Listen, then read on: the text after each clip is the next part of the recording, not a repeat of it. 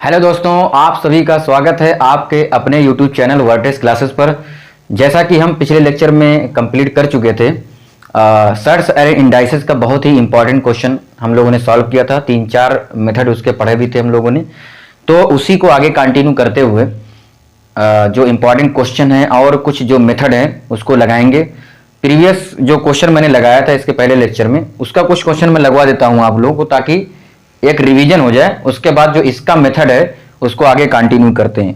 तो जिन्होंने इससे पहले लेक्चर नहीं देखा है वो जाकर प्लीज देख लें, क्योंकि आपको बेसिक वही समझ में आएगा। अगर वो नहीं समझे रहेंगे तो आगे आपको दिक्कतें आ सकती हैं। तो चलिए स्टार्ट करते हैं एक बेहतरीन क्वेश्चन के साथ। जैसा कि दे रखा है 16 की पावर 3/4 का मान बताइए, और ऑप्शन ये दे रखा है।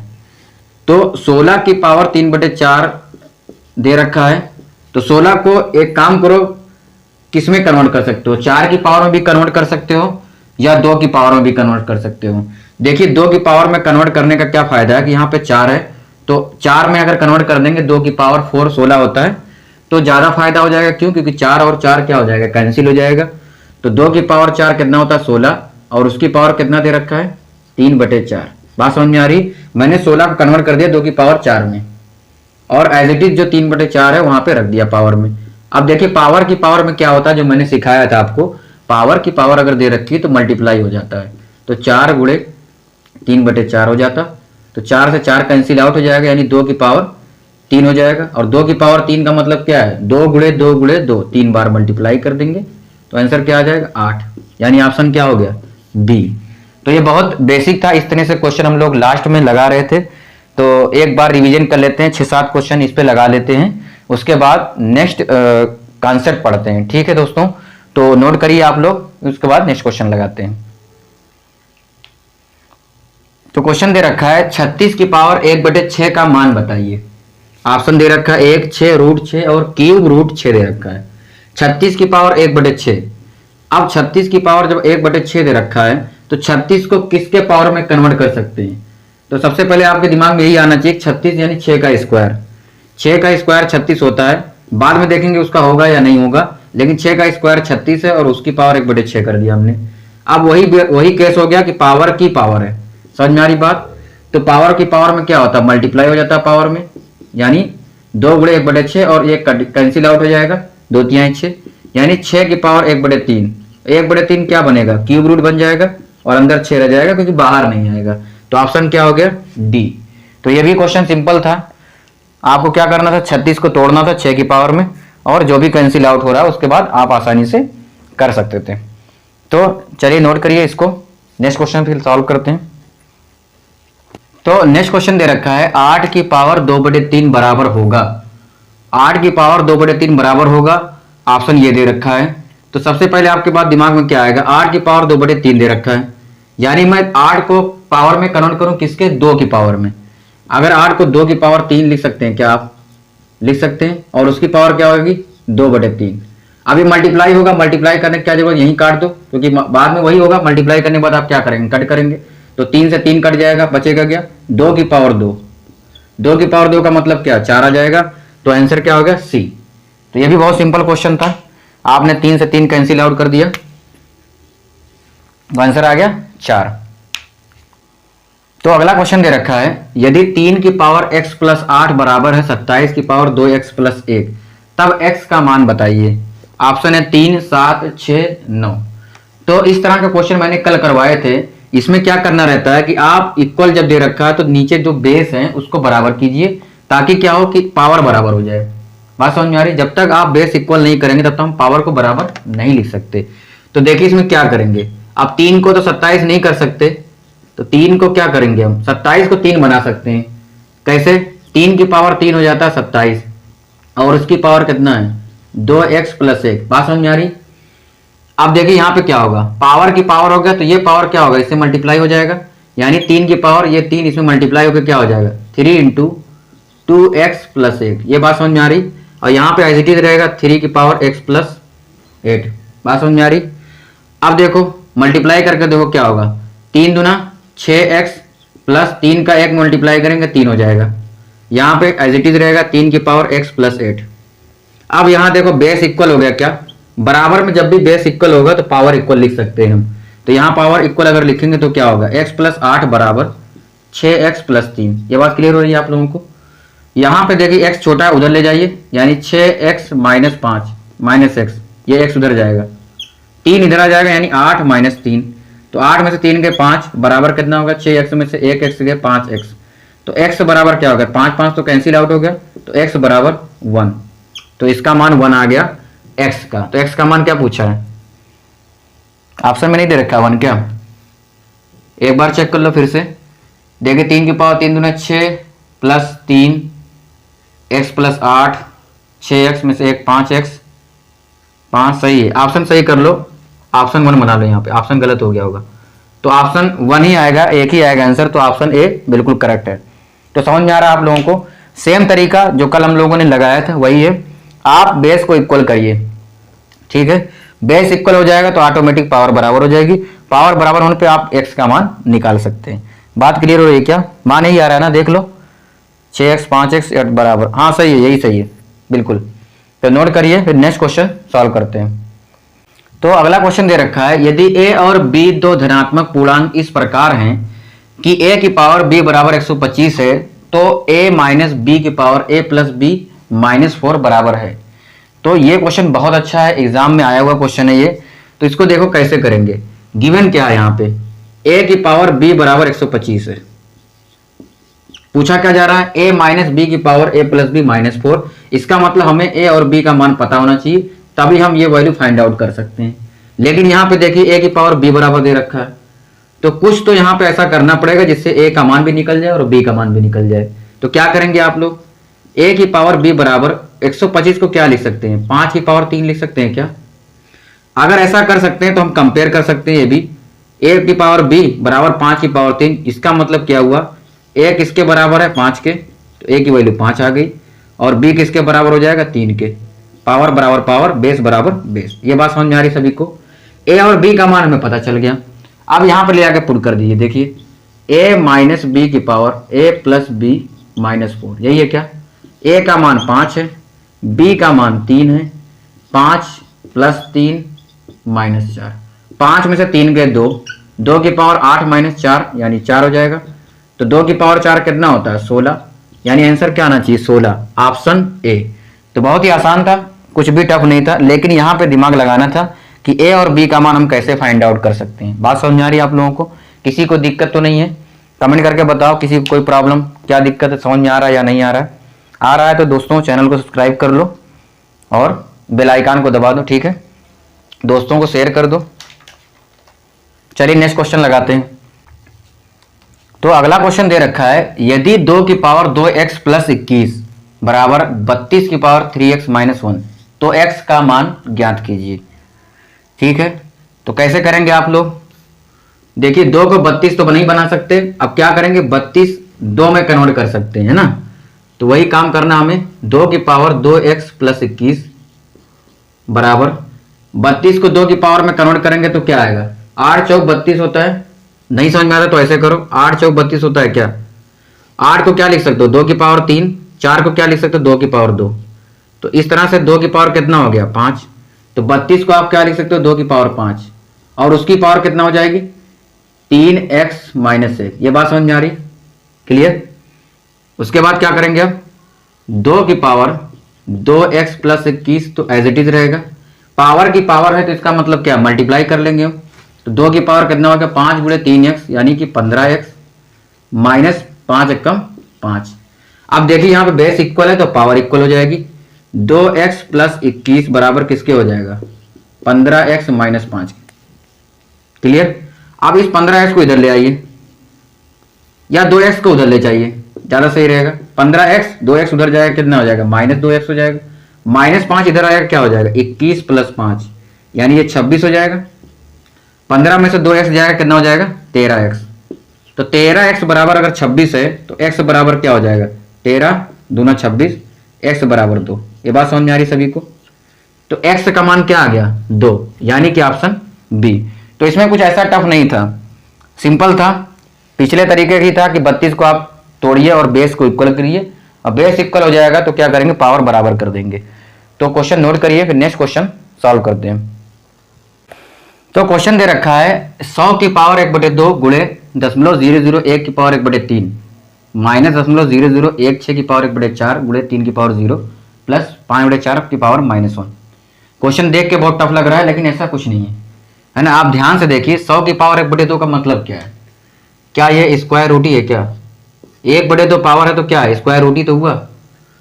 इंटू 1/3 का मतलब क्या हुआ, क्यूब रूट पावर 0.001 माइनस 1/4 है, इसका मतलब क्या, फोर्थ रूट होगा 0.0016।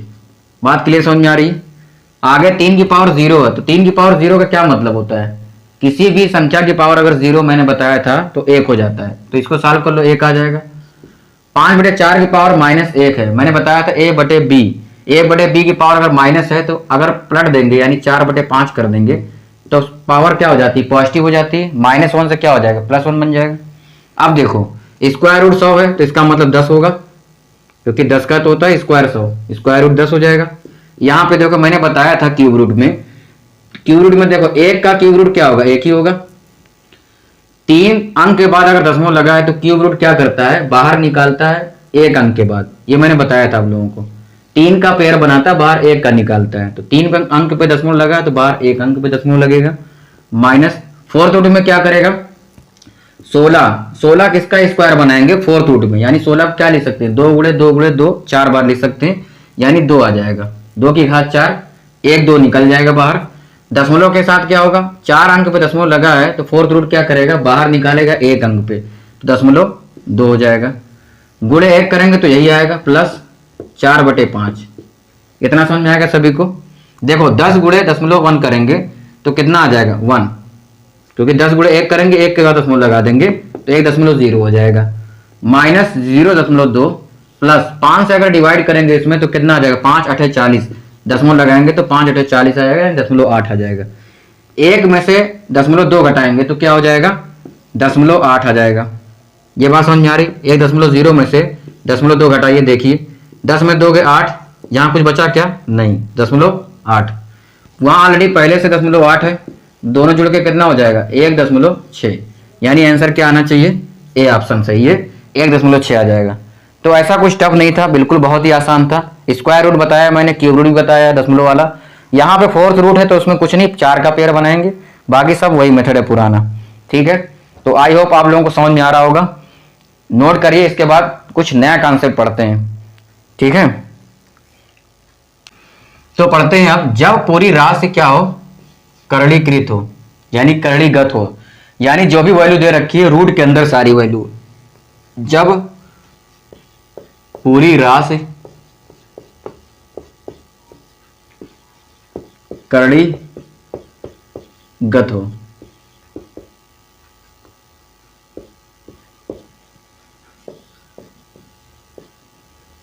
अब इसमें क्या होगा, बहुत ही इंपॉर्टेंट कॉन्सेप्ट है। इसमें पहला केस लिखिए आप लोग, केस फर्स्ट।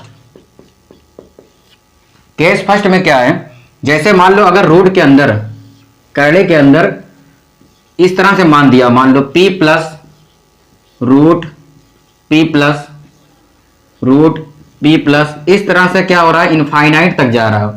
ऐसा कोई वैल्यू दे रखा हो, रूट के अंदर वही नंबर बार बार रिपीट कर रहा हो और प्लस के साथ हो और इनफाइनाइट भी हो। इस केस में क्या करेंगे, जो p दे रखा है उसका हम लोग फैक्टर निकालेंगे। क्या करेंगे, फैक्टर निकालेंगे, और जो फैक्टर निकालेंगे वो होना चाहिए क्रमागत। ये भी फैक्टर जो हो क्या होना चाहिए, क्रमागत होना चाहिए, कॉन्जिक्यूटिव होना चाहिए, लगातार। बात समझ में आ रही? फैक्टर निकालेंगे, अगर फैक्टर क्या हो जाए, फैक्टर अगर बड़ा है, यानी बड़ा फैक्टर, जो भी फैक्टर आएगा एक छोटा होगा एक बड़ा होगा। अगर बड़ा फैक्टर है तो पॉजिटिव रहेगा, उसे पॉजिटिव वैल्यू दी जाएगी, यानी उसका मान पॉजिटिव होगा। अगर फैक्टर छोटा है, छोटा फैक्टर आ गया, दूसरा वाला जो कि छोटा ही होगा, तो उसकी वैल्यू क्या होगी, निगेटिव होगी। यानी जब भी इसका आप फैक्टर निकालेंगे दो क्रमागत, तो दो वैल्यू आएगी फैक्टर में, एक फैक्टर बड़ा होगा, दूसरा फैक्टर छोटा होगा। तो जो फैक्टर बड़ा होगा वो पॉजिटिव वैल्यू देगा, उसका मान पॉजिटिव होगा, और जो छोटा फैक्टर होगा उसका मान क्या हो जाएगा, निगेटिव। बात समझ में आ रही? घबराओ मत, मैं क्वेश्चन से समझा रहा हूं आप लोगों को। पहले एक कॉन्सेप्ट लिखो, चलो मैं एक क्वेश्चन समझा देता हूँ, क्वेश्चन लिखो। जैसे मान लो अगर क्वेश्चन दे रखा है 12 प्लस रूट 12 प्लस रूट 12 और ये इनफाइनाइट तक जा रहा है, यानी केस फॉलो करता है। केस फर्स्ट में केस के अकॉर्डिंग क्या होना चाहिए, इसका फैक्टर निकालिए। फैक्टर क्या होगा इसका, क्रमागत फैक्टर तो 4 और 3 होगा। फैक्टर तो 6 गुणे 2 भी हो सकता है, लेकिन क्रमागत फैक्टर नहीं होगा ना। 6 गुणे 2, 6 और 2 में क्या गैप है ना, 6 और 2 भी तो हो सकता था। तो 6 के बाद 5 आएगा या कम, या 6 के बाद 7 आएगा, तो ये क्रमागत नहीं है। तो 4 और 3, 4 3 के बाद 4, तो ये क्रमागत फैक्टर है। इसमें जो बड़ा होगा वो प्लस होगा जैसा कि मैंने बताया, और जो छोटा होगा वो माइनस होगा। तो इसका आंसर क्या हो जाएगा, इसका आंसर यही होगा 4 और 3 दोनों मान आएंगे। लेकिन ऑप्शन में जब आप सॉल्व करोगे, ऑब्जेक्टिव क्वेश्चन जब आता है कंपटीशन में, उस केस में ऑलवेज पॉजिटिव वैल्यू ही मान होती है, यानी ऑलवेज पॉजिटिव वैल्यू ही क्या होती है, रिजल्ट होता है। अगर दोनों ऑप्शन दे रखा है तब तो आप 4 और 3 दोनों सही है, कोई दिक्कत नहीं है। लेकिन मोस्टली आंसर पॉजिटिव माना जाता है, इसलिए आंसर क्या हो जाएगा, +4 प्लस वाले केस में। अगर यही क्वेश्चन सेकंड में माइनस में रहे तो मैं बताता हूं उसके लिए क्या करना रहेगा, ठीक है। पहले ये बात समझ में आ गई क्या, मुझे ये बताओ। जो भी वैल्यू रिपीट कर रही है प्लस में है कि माइनस में, वो बाद में देख लेना। प्लस में है, चलो ठीक है। पहला काम क्या करना है, क्रमागत फैक्टर निकालना है। क्रमागत फैक्टर में जो बड़ा फैक्टर होगा पॉजिटिव होगा, जो छोटा फैक्टर होगा निगेटिव होगा। तो बड़ा फैक्टर पॉजिटिव यानी 4 आ गया, दूसरा -3 यानी छोटा है। तो ये आंसर हो गया। बात समझ में आ रही। चलिए मैं एक क्वेश्चन और करा देता हूं 2-3, तो आप लोगों को अच्छे से क्लियर हो जाएगा।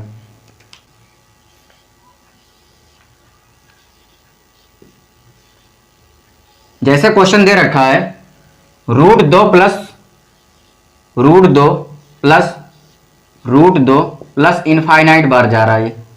तो ये केस वही हो गया कि एक वैल्यू दे रखी है, बार बार रिपीट हो रही है, दूसरी प्लस में भी है और इनफाइनाइट बार जा रही है। तो इसका मतलब हमें क्या करना चाहिए, इसका फैक्टर निकालो आप। फैक्टर क्या होगा, क्रमागत 2 और 1, क्रमागत फैक्टर 2 और 1 आ जाएगा।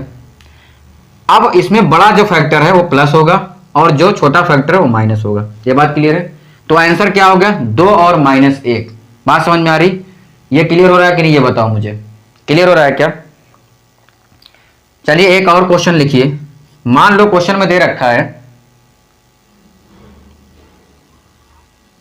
√6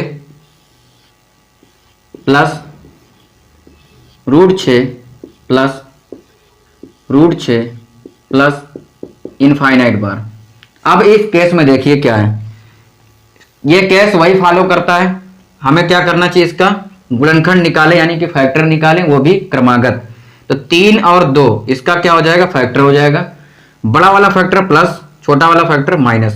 बात समझ में आ रही। किस केस में होता है, जब प्लस में हो, जब संख्या प्लस में रिपीट कर रही हो और इनफाइनाइट बार हो, तो बड़ा वाला जो होगा वो प्लस में और छोटा वाला माइनस में। तो ये आंसर आ जाएगा 3 और -2। तो बात समझ में आ रही। आई होप आप लोगों को क्लियर हो रहा होगा ये कंसेप्ट कि इसमें हमें क्या करना है, ठीक है। तो नेक्स्ट केस में क्या पढ़ते हैं हम लोग। नेक्स्ट केस क्या था, केस सेकंड लिखो। केस फर्स्ट तो हम लोगों ने कंप्लीट कर लिया। केस सेकंड में क्या है, अगर कोई वैल्यू बार बार रिपीट कर रही है लेकिन माइनस में हो, इसके पहले हम लोगों ने क्या पढ़ा था, प्लस में, यहां पे क्या माइनस में हो और इनफाइनाइट बार हो। सेम केस है लेकिन माइनस में है और इनफाइनाइट बार है। तो वही करेंगे, क्या निकालेंगे, फैक्टर निकालेंगे। फैक्टर तो निकालेंगे, वो भी क्रमागत। बात समझ में आ रही। तो क्रमागत फैक्टर निकालेंगे। अगर फैक्टर जो बड़ा फैक्टर होगा, बड़ा फैक्टर वो क्या होगा, बड़ा जो फैक्टर होगा वो निगेटिव होगा। बात समझ में आ रही है आप लोगों को। क्यों निगेटिव होगा, क्योंकि ये निगेटिव का केस है। इसके पहले वाले केस में क्या था, जो भी बड़ा फैक्टर था उसमें पॉजिटिव था, क्योंकि वो पॉजिटिव वाला केस था। इसमें बड़ा फैक्टर निगेटिव होगा, छोटा जो फैक्टर होगा, छोटा जो गुणनफल होगा वो क्या होगा, पॉजिटिव होगा। इससे क्या मतलब निगेटिव पॉजिटिव से, क्योंकि जो आंसर मान होता है ऑप्शन में आपको मिलेगा वो ऑलवेज पॉजिटिव वाला ही मिलेगा। तो इसलिए आपको ध्यान देना पड़ेगा कि बड़ा फैक्टर छोटा फैक्टर में पॉजिटिव कौन सा है। तो इस वाले माइनस वाले केस में हमेशा छोटा फैक्टर पॉजिटिव होगा और वही आंसर होगा। बात समझ आ रही। देखो जैसे एग्जांपल से समझते हैं, क्वेश्चन लिखो, एग्जांपल से आप लोगों को क्लियर हो जाएगा। जैसे दे रखा है √56 माइनस √56 माइनस ये इनफाइनाइट बार जा रहा है। इस तरह से अगर क्वेश्चन आ गया तो हमें क्या करना है, संख्या रिपीट हो रही है, माइनस में इनफाइनाइट बार है, तो क्या करना चाहिए, इसका फैक्टर निकालना चाहिए, फैक्टर वो भी क्रमागत। तो 8 सत्ते 56, 8 सत्ते 56 ये क्रमागत हो जाएगा, 8 के बाद 7 के बाद 8 आता है, क्लियर है ये बात। लेकिन इस केस में ध्यान देना है, आंसर 8 नहीं होगा। क्यों? क्योंकि माइनस वाले केस में जो बड़ा वैल्यू होगा यानी बड़ा फैक्टर होगा वो निगेटिव होगा। अभी मैंने समझाया ये बात, बड़ा फैक्टर जो होगा वो निगेटिव होगा, जो छोटा फैक्टर होगा वही पॉजिटिव होगा, और जो पॉजिटिव होता है आंसर वही मान होता है। तो इसका आंसर आ जाएगा, आंसर तो दोनों ऑप्शन सही है, -8 और 7 अगर दोनों साथ में दे रखा हो तो दोनों सही है, लेकिन अगर एक ऑप्शन दिया रहेगा तो 7 सही रहेगा +7 वाला। तो बात समझ में आ रही है आप लोगों को, क्लियर हो रहा है ये कैसे मैं ये बता रहा हूं आप लोगों को कि किस तरह से ये क्वेश्चन लगेंगे। एक क्वेश्चन से और समझते हैं, आप लोग पहले इसको नोट कर लीजिए। क्वेश्चन दे रखा है रूट के अंदर 110 माइनस √110 माइनस √110 माइनस और ये इनफाइनाइट बार जा रहा है, इस तरह से क्वेश्चन आ रहा है। अगर ये क्वेश्चन दे रखा है तो आप सबसे पहला काम वही करेंगे कि फैक्टर निकालेंगे और क्रमागत भी रहे, तो 11 और 10 इसका फैक्टर हो जाएगा, 11 × 10 110 होता है, क्रमागत फैक्टर है 11 10, कोई दिक्कत नहीं। माइनस है तो बड़ा वाला फैक्टर क्या होगा, माइनस होगा, छोटा वाला फैक्टर क्या होगा, +10, तो आंसर इसका क्या आ जाएगा, +10। बात समझ में आ रही है, क्लियर हो रही है। आंसर 11 मत दे देना गलती से भी, है ना, क्योंकि ऑप्शन में 11 भी रहेगा, हो सकता है, तो हमेशा ध्यान देना है माइनस वाले केस में हमेशा, या आप ऐसे याद कर लो जो छोटा फैक्टर होगा वही माइनस वाले केस में आंसर होगा, ये भी तरीका सही है। प्लस वाले केस में बड़ा फैक्टर आंसर होगा, माइनस वाले केस में छोटा फैक्टर आंसर होगा, ये भी सही है, या इस तरह से आप समझ लो। बात समझ में आ रही है। तो ये था केस सेकंड, इसके आगे केस थर्ड समझते हैं कि उसका क्या है मेथड। तो केस थर्ड दे रखा है, आपने समझा अभी क्रमागत हो तो इस तरह से हम कर सकते हैं छोटा और बड़ा करके फैक्टर, लेकिन अगर क्रमागत में हो ही ना तो क्या करें सर। जैसे मान लो अगर क्वेश्चन आ जाए p plus √p plus √p plus infinite बार, सेम केस है, वैल्यू बार बार रिपीट हो रही है, प्लस में भी है इनफाइनाइट बार है, लेकिन जो फैक्टर है ना, फैक्टर वो क्रमागत नहीं है, क्रमागत यानी कॉन्जिक्यूटिव नहीं है। इसका क्या मतलब सर, क्रमागत नहीं तो क्या करेंगे, क्रमागत होता तो कहानी तो बहुत आसान थी, बड़ा फैक्टर तुरंत आंसर हो जाता क्योंकि बड़ा ही फैक्टर पॉजिटिव होता है, लेकिन क्रमागत नहीं, तब क्या करेंगे, तब आपको x मानना है, इस पूरे वैल्यू को x मान लीजिए, तो p plus √p plus √p plus infinite बार, इसको आप x मानेंगे। जब आप x मानेंगे तो यहां पे आकर खड़े होकर देखेंगे तो यहां भी x दिखेगा, तो इस पूरी वैल्यू को भी x में कन्वर्ट कर देंगे, और इस तरह से श्रीधराचार्य रूल से हम x का मान निकाल सकते हैं, है ना, श्रीधराचार्य रूल से। क्यों, हो सकता है फैक्टर बन जाए, द्विघात समीकरण बन जाएगा, द्विघात समीकरण ये बनेगा ax² plus bx plus c बराबर 0। अगर इसका फैक्टर बन जाता है c का तो कोई दिक्कत की बात नहीं, नहीं बनता तो श्रीधराचार्य से निकालना पड़ेगा, -b plus minus √b² minus 4ac अपान 2a, ये सभी को पता होगा, सबने पढ़ा, कोई दिक्कत की बात नहीं। बात समझ आ रही। इस रूल का यूज करके आप यहां से x का मान निकाल लेंगे, इसको कन्वर्ट करेंगे, ये द्विघात समीकरण में कन्वर्ट हो जाएगा जब आप स्क्वायर लेंगे दोनों तरफ, मैं भी बता रहा हूं, समझ में आ जाएगा, टेंशन मत लो। उसके बाद इस फार्मूले में रख के आप निकाल सकते हैं। तो आप नोट करिए, ये तब के लिए जब फैक्टर क्रमागत नहीं है, तब आप इस रूल को फॉलो करेंगे, अदरवाइज वही तरीका सही था अगर फैक्टर क्रमागत हो जाता है। बात समझ में आ रही, तो नोट करिए, फिर इसके बाद क्वेश्चन लगाते हैं। जैसे मान लो क्वेश्चन दे रखा है √3 प्लस √3 प्लस इस तरह से इनफाइनाइट बार दे रखा है। अब देख के क्वेश्चन क्या लग रहा है, कहीं ये केस फर्स्ट तो नहीं है, कहीं ये केस सेकंड तो नहीं आ रहा, सेकंड तो आएगा नहीं क्योंकि उसमें माइनस था, तो केस फर्स्ट तो नहीं है, लेकिन उसमें क्या था, क्रमागत फैक्टर हो रहे थे। यहाँ पे क्रमागत फैक्टर है क्या, आप 3 का फैक्टर निकालो गुणनखंड, तो 3 गुणे 1 ही तो होगा, और 3 गुणे 1 में देखो 2 गायब है, गैप आ गया, क्रमागत नहीं है। 3 और 2 होता या 1 और 2 होता, तो क्रमागत नहीं, तो क्या करेंगे आप लोग, x मानो। केस थर्ड, यहां पे क्या होगा, केस थर्ड अप्लाई होगा, इसको आप तुरंत क्या मान लो, x। अब जब इसको x मानोगे और आप यहां आके खड़े हो जाओ, खड़े हो गए, इसको देखो, यहां आके खड़े होकर जब देखोगे तो ये x की तरह दिखेगा क्या, इतना देखो जरा, दिख रहा है x की तरह। यहां पे खड़े होकर इधर देखो, ये भी पूरी वैल्यू क्या दिख रही है, x की तरह। तो आप वैल्यू पुट करिए, यहां पे √3 है, प्लस यहां से जब मैंने देखा तो ये भी x की तरह दिख रहा है, तो 3 + x बराबर किसके हो जाएगा, x के। ये बात समझ में आ रही है सभी को। अब दोनों पक्षों को क्या करो, स्क्वायर कर दो, इसका भी स्क्वायर करिए और इसका भी स्क्वायर करिए। क्यों करें सर, करने से क्या होगा कि ये रूट हट जाएगा, अब वहां x² हो जाएगा। तो चलिए 3 + x बराबर क्या हो जाएगा, x²। वाह, अब दिखने लगा क्या, द्विघात समीकरण दिख रहा है क्या। अब क्या करेंगे, x², x उधर जाएगा -x, 3 भी उधर जाएगा, यानी -3 बराबर 0। अब ये द्विघात समीकरण दिख रहा है, जो कि मैंने बताया था, आप जब इसको x मानोगे तो ये द्विघात समीकरण में कन्वर्ट हो जाएगा। बात समझ में आ रही। यहां पे देखो, अगर इसका फैक्टर निकालोगे तो क्या निकलेगा, 3 आएगा, घटा करके लाना है, नहीं निकलेगा। बात समझ में आ रही। तो अब यहां पे सीरीधरा 4 लगेगा। सीरीधरा 4 सभी मुसीबत की जड़ है, कोई भी मुसीबत आ जाए तो मुसीबत की जड़ नहीं, उसका हल है। समझ में आ रही बात, जड़ नहीं है। तो x का मान क्या होगा, जब कुछ भी ना समझ में आए तो सीरीधरा 4 आ जाएंगे, है ना। माइनस, फार्मूले में मैंने क्या बताया था, -b, एक बार फार्मूला लिख ही लो, -b +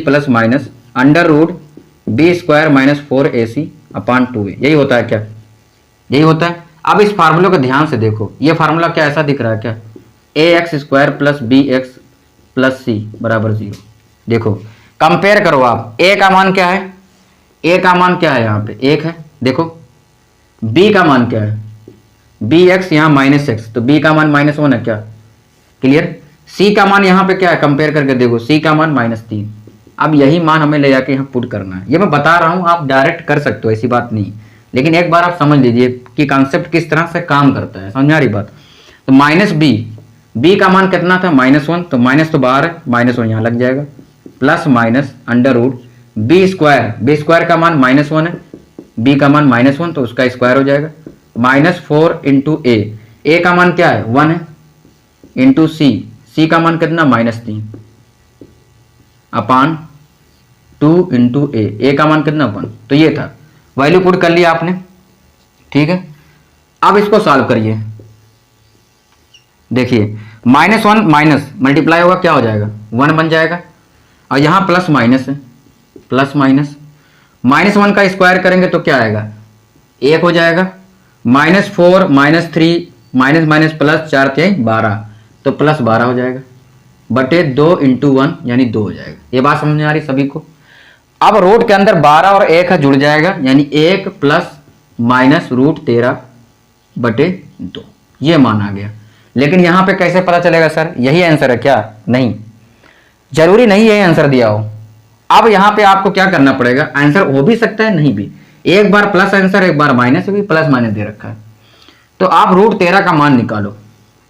अब √13 का मान कैसे निकालेंगे, तो ये चैप्टर आपको पढ़ना पड़ेगा, स्क्वायर एंड स्क्वायर रूट वाला चैप्टर, उसमें मैंने सिखाया है। आप डिवीजन मेथड से √13 का मान निकाल सकते हो, नॉन परफेक्ट स्क्वायर है ना। तो देखिए 3 × 9, क्या बचेगा, 4। जितनी बार आपने टेबल पढ़ा है उतनी बार जोड़ दीजिए, 3 3 6, एक बार दशमलव लगाएंगे तो 2 0 बढ़ाना पड़ता है यहाँ पे। आप कितनी बार टेबल पढ़ें कि 400 के आसपास हो या उससे कम हो, तो 6 बार पढ़ सकते हैं। 6 36 और 3 39। अब इसके आगे हमें जाना नहीं, हमारा मान मिल गया 3.6, यानी √13 का मतलब हो गया 3.6। ले आके यहाँ पुट कर दो, 1 ± 3.6, √13 का मान हो गया बटे 2। अब एक बार आप क्या करिए, 1 + 3.6/2 लिखिए, और एक बार 1 - 3.6/2 लिखिए। क्यों सर, ऐसा क्यों कर रहे हो, क्योंकि ये 2 मान आएगा, जैसे उसमें पहले फैक्टर करते थे और 2 मान आता था, ऐसे यहाँ भी एक प्लस और एक माइनस आएगा, सेम। समझ में आ रही बात? 3.6 और 1 जोड़ेंगे तो कितना हो जाएगा? 4.6/2। और इसको डिवाइड करेंगे तो 2 दूना 4, 2 3 6, यानी 2.3 आएगा, वो भी प्लस में। इस वाले में देखो 3.6 में से 1 घटाएंगे तो कितना आ जाएगा? 2.6, 1 घट जाएगा, वो भी माइनस में, बटे 2। इसको डिवाइड करेंगे तो -1.3, यानी ये निगेटिव में आएगा। तो एक प्लस वैल्यू आई है 2.3, दूसरी -1.3। बात समझ में आ रही? यही हमारा आंसर है। लेकिन आंसर में अगर मान लो दे रखा हो वहां पे एक ऑप्शन, तो वहां पे प्लस वाला आंसर देगा, प्लस वाला 2.3 ही देगा आंसर। बात समझ में आ रही? तो ओवरऑल अगर आंसर देखा जाए तो क्या हो जाएगा? 2.3। क्यों? क्योंकि ये प्लस में है, इसलिए ये वाला आंसर आएगा। बात समझ में आ रही? तो ये नोट करिए। अगर आप लोगों को समझ में आ रहा है तो कमेंट करके बताओ कि हाँ हम लोग को समझ में आ रहा है। कोई दिक्कत हो तो भी बताओ, और चैनल को सब्सक्राइब कर लो दोस्तों, है ना। चलिए नेक्स्ट क्वेश्चन लगाते हैं। चलो एक और क्वेश्चन लगाओ, फिर उसको देखते हैं, आप लोगों को और क्लियर समझ में आ जाएगा। जैसे दे रखा, मान लो रूट के अंदर 5 plus √5 plus √5 plus minus infinite तक, ये क्वेश्चन दे रखा है। अब क्वेश्चन देख के क्या लग रहा है? फैक्टर निकालेंगे तो 5 और 1 का, 5 और 1 ही फैक्टर आएगा, जो कि क्रमागत नहीं है। अब क्रमागत नहीं है तो क्या करना है, मैंने बताया है, आप तुरंत x मानो। मान लिया आपने, x मानने के बाद देखिए यहां पे आके खड़े हो जाइए, एक अंक छोड़ करके यहां पे खड़े होइए। यहां पे खड़े होने के बाद क्या दिख रहा है आपको? देखो, क्या यहां से देखने के बाद ये वैल्यू x के बराबर दिख रही है? क्या दिख रही है? अगर दिख रही तो हम लिख सकते हैं रूट के अंदर ये पहला 5 प्लस ये पूरा x की तरह दिख रहा है, तो x बराबर x तो है ही है। ये बात समझ में आ रही? आप क्या करें सर? कुछ नहीं, स्क्वायर कर दो दोनों तरफ। स्क्वायर करने पे क्या फायदा होगा? रूट हट जाएगा, तो 5 प्लस x की स्क्वायर कर दो, और यहाँ पे x स्क्वायर हो जाएगा। बात समझ में आ रही? यहाँ पे रूट हटेगा, क्या बचेगा? 5 प्लस x बराबर x स्क्वायर। अब यहाँ पे देखो, इस पूरी वैल्यू को उधर ले जाओ, द्विघात समीकरण बन रहा है क्या? x square minus x minus 5 बराबर 0। मजा आया? मिल गया द्विघात समीकरण। अब इसको मान लो अगर फैक्टर करते हो 5 को, तो वही अभी भी होगा, 5 एकम 5, जो कि 4 नहीं आएगा। इसका मतलब सीधेधारा 4 निकालना ही पड़ेगा। सीधेधारा 4 से क्या कहता है? सीधेधारा 4 x बराबर -b, माइनस पहले b का मान यहाँ कितना देखो, b का मान यहाँ देखो, लिख दूं क्या एक बार? चलो लिख देता हूं। इसको कंपेयर कराओ, ax square plus bx plus c से। a का मान क्या है? यहाँ पे 1 है, b का मान -1 है, और c का मान क्या है? -5। ये हो गया क्या? कंपेयर करने पे ही आएगा। तो -b होता है फार्मूले में, तो b का मान कितना है? -1, तो -1 रख दिया, plus minus under root b square होता है, b स्क्वायर का मतलब क्या? -1 का स्क्वायर, -4 इंटू a, 4ac होता है, a का मान कितना? 1, c का मान -5। बात क्लियर हो रही? अपान 2a होता है, तो 2 इंटू a का मान कितना है? 1। क्लियर हो रहा है? चलिए, -1 मल्टीप्लाई करेंगे तो 1 आएगा, प्लस माइनस अंडर रूट के अंदर क्या आएगा? -1 का स्क्वायर 1, माइनस माइनस का क्या हो जाएगा? प्लस, और 4 पंचे 20 अपान 2। ये बात क्लियर हो रही? अब आगे बढ़ते हैं। देखो, 1 प्लस माइनस अंडर रूट क्या हो गया? 21 हो गया। 1 प्लस माइनस अंडर रूट 21 बटे 2, ये आ गया। अब मामला यहाँ फंसता है कि रूट 21 का मान क्या होगा। तो आप फिर से वही क्या करेंगे? डिवीजन मेथड लगाएंगे। ये नॉन परफेक्ट स्क्वायर है, तो हम क्या करेंगे? डिवीजन मेथड से आसानी से हम लोग निकाल सकते हैं जल्दी से। तो 21 में टेबल पढ़िए, देखिए 5 25 होता, नहीं जाएगा, तो 4 बार जाएगा, 4 चौक 16, 21 में 16 गए 5, और 4 बार टेबल पढ़ा तो जोड़ना पड़ेगा, 4 और 4 8 हो गया। क्लियर हो रही बात? दशमलव लगाएंगे, 2 0 बढ़ाएंगे। अब यहाँ कितनी बार जाएगा? देखिए 8 का ऐसा क्या मल्टीपल करें कि 50 के आसपास आ जाए। अच्छा, 8 पंजे 40, 8 छक 48। अगर 6 बार ले जाते हैं तो 48 तो हो रहा है, लेकिन 6 बार जब पहली पढ़ेंगे यहाँ 6 36, तो 3 कॉमन भी आएगा, मतलब शेषफल भी आएगा, तो कैरी, तो 6 48 बाहर हो जाएगा। यानी 6 बार तो नहीं जा सकता, 5 बार ही जाना पड़ेगा। बात समझ में आ रही है? ये कैसे होता है? 5 25, 5 40 और 2 42, यहीं पे छोड़ दीजिए। मान हमें मिल चुका है 4.5, तो यहाँ पे पुट कर दीजिए। 1 प्लस माइनस रूट 21 का मान कितना है? 4.5 बटे 2। अब एक बार प्लस वैल्यू होगी यानी 1 प्लस 4.5/2 और एक बार क्या होगा माइनस वैल्यू होगी यानी 1 माइनस 4.5/2। ये बात समझ में आ रही। 4.5 में 1 जोड़ेंगे तो कितना हो जाएगा 5.5/2। यहाँ पे 1 घटा देंगे तो 3.5 वो भी माइनस में बटे 2। ये बात समझ में आ रही सबको। अब 2 से डिवाइड करिए, देखिए 2 दूना 4 दशमलव ये 15 होगा, 2 सदे 14 और 2 पंचे 10 यानी 2.75। यहाँ पे डिवाइड करेंगे माइनस लगा है 2 एकम 2 हासिल क्या 15 होगा, 2 सदे 14 और 2 पंचे 10 यानी एक प्लस वैल्यू आई 2.75, दूसरी क्या माइनस वैल्यू आई 1.75। तो आंसर कौन सा सही होगा? आंसर तो दोनों आएगा प्लस माइनस, लेकिन सही कौन सा होगा? प्लस वाला 2.75, यही आंसर आएगा। तो थोड़ा सा प्रोसेस तो लग रहा है लेंदी देखने में, लेकिन है ऐसा नहीं। आप इसको 2 लाइन में फटाफट यहाँ पर लगा सकते हो। मैंने इतना डिटेल में आप लोग को समझाया ताकि एक बार में क्लियर हो जाए चीज़ें कि क्या प्रोसेस चलता है इसमें। बात समझ में आ रही? तो आप लोगों को ये कॉन्सेप्ट समझ में आ गया होगा। इस केस को जब भी फैक्टर क्रमागत ना हो तो आप तुरंत क्या मानेंगे? एक्स मानेंगे। तो ये केस थर्ड था जो कि कंप्लीट हो गया। अब आते हैं नेक्स्ट केस पे, केस 4। केस 3 तक हम लोगों ने पढ़ा। केस 4 में क्या है? अगर कोई वैल्यू बार बार रिपीट कर रही है, जैसे मान लो मान p दे रखा है √p और मल्टीपल में हो। अभी तक हम लोगों ने क्या पढ़ा था? रिपीट कर रही हो लेकिन प्लस में हो, रिपीट कर रही हो माइनस में हो, और दूसरा फैक्टर वाला केस देखा था, फैक्टर है या नहीं है क्रमागत। इसमें क्या है? फैक्टर से कोई मतलब नहीं, संख्या रिपीट करनी चाहिए, प्लस मल्टीपल में हो तो क्या करना है सर, और इनफाइनाइट बार हो तो जो वैल्यू रिपीट कर रही है वही उसका आंसर हो जाएगा। मजा आ गया, बहुत सिंपल। मतलब सर अगर यहाँ पे 2 2 2 रिपीट कर रहा था तो आंसर 2 आ जाएगा, बिल्कुल यही आंसर है। चलो मैं क्वेश्चन समझाता हूँ आप लोगों को। क्वेश्चन लिखो, जैसे मान लो क्वेश्चन दे रखा है √3 सब मल्टीपल में है, √3 और ये जा रहा कितनी बार? इनफाइनाइट बार। तो इसका आंसर क्या होगा? इसका आंसर 3 ही हो जाएगा। वाह, 1 सेकंड में सॉल्व। हाँ यही है। अच्छा ये आता कैसे है? ये आता ऐसे है कि ये वही तरीका है कि आप x मानो और इधर से देखो तो आप सॉल्व करोगे तो वही आपको वैल्यू मिल जाएगी। सॉल्व करके बता दूं क्या? चलो सॉल्व करके देखते हैं, इसी क्वेश्चन को सॉल्व करके देखते हैं कि ये मेथड कैसे फॉलो करता है। ये वाला बात समझ में आ रही क्या? चलो देखते हैं। मान लो ये क्वेश्चन अगर दे रखा होता यही, तो हम इसको क्या मानते? x। जैसा कि हम लोगों ने पिछले में देखा था ये क्वेश्चन इस तरह से x मानते और आप यहां पे आके खड़े हो जाते, यहां पे खड़े होकर इधर देखते, यहां पे खड़े होकर जब इधर देखते तो ये वैल्यू कैसी दिखती? x की तरह ही दिखती। तो ये कन्वर्ट होकर क्या मिलता? √3 तो पहले से था लेकिन यहाँ मल्टीपल है और यहाँ पे देखने के बाद तो x की तरह ही दिख रहा है, तो 3x हो जाता बराबर x ही रहता। ये बात सबको समझ में आ रही? और रूट हटाने के लिए क्या करना पड़ता? दोनों पक्षों का वर्ग करते, स्क्वायर करते, 3 गुणे x 3x होता और यहाँ पे x है, दोनों को स्क्वायर कर दिया। क्यों कर दिया? इसलिए कर दिया ताकि ये रूट हट जाए, हमें आसानी हो जाए x का मान निकालने में।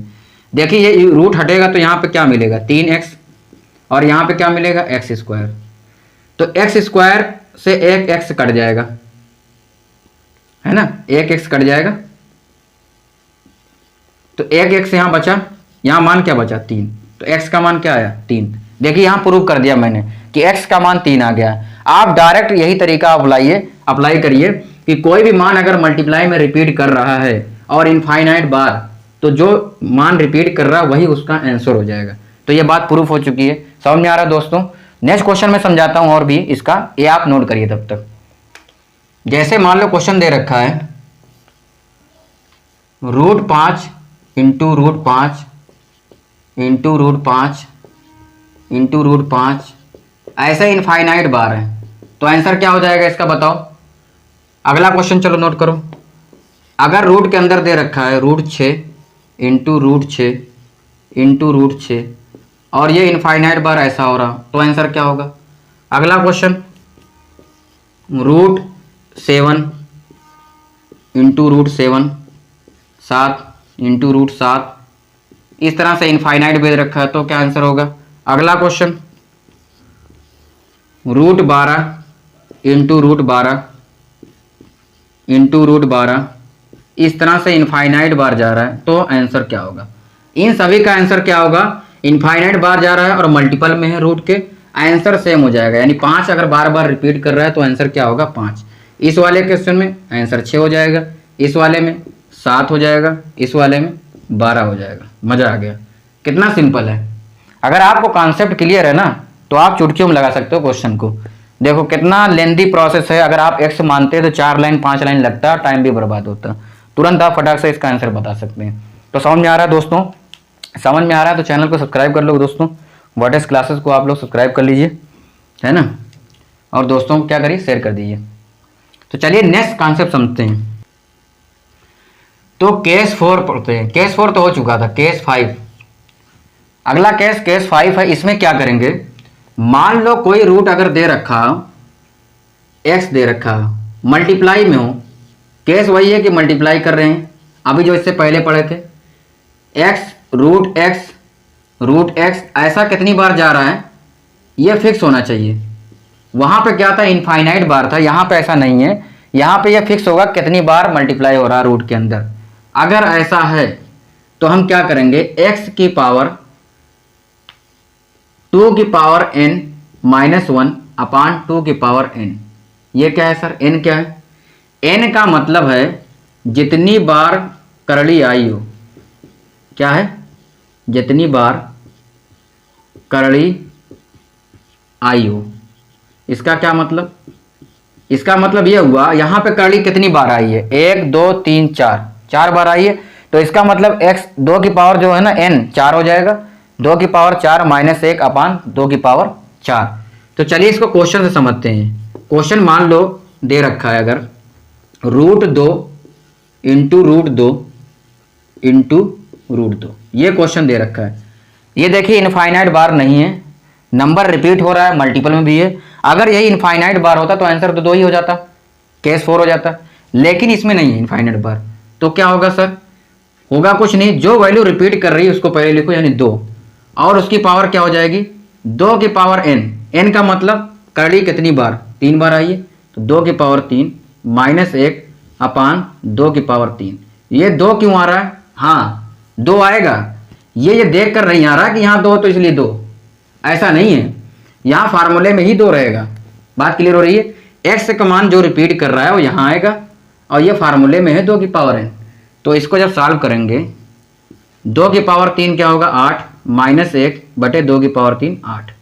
तो 8 में से 1 गया कितना, 7 अपान 8, यानी 2 की पावर 7 बटे 8 इसका क्या हो जाएगा, आंसर हो जाएगा। बात समझ में आ रही है? कुछ कम समझ में आ रहा है? कोई दिक्कत नहीं, नेक्स्ट क्वेश्चन समझते हैं। ठीक है, कॉन्सेप्ट ये इतना जान लो, अगर कोई भी नंबर बार बार रिपीट हो रहा है लेकिन लिमिट में हो, इनफाइनाइट बार नहीं हो और मल्टीपल में हो, तब ये केस लगेगा कि जो नंबर रिपीट कर रहा हो उसकी पावर 2 की पावर n -1 अपान 2 की पावर n।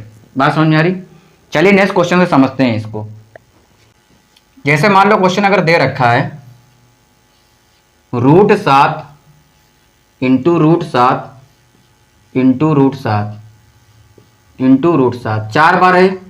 इसका मान अगर पूछ लिया जाए क्या होगा, तो आप क्या करिए, सबसे पहले जो नंबर रिपीट कर रहा है उसको लिखिए, यानी 7 रिपीट कर रहा है मल्टीप्लाई में।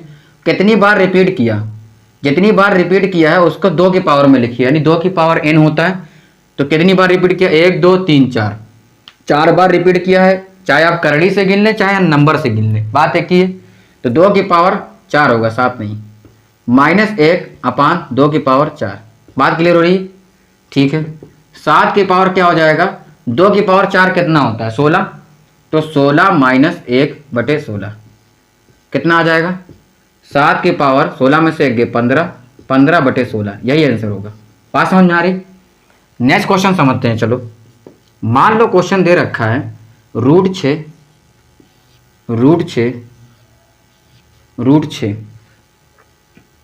इंटू √6, ये दे रखा है ना। ये क्वेश्चन अगर दे रखा है तो इसका आंसर क्या होगा, आंसर क्या होगा, पहले तो बात नंबर रिपीट कर रहा है तो वही लिखेंगे 6, और इसकी पावर क्या बनाएंगे, 2 की पावर उतना जितनी बार नंबर रिपीट किया हो या जितनी बार रूट हो। तो कितनी बार कर रही है, 4 बार, 2 की पावर 4 -1 बटे 2 की पावर 4।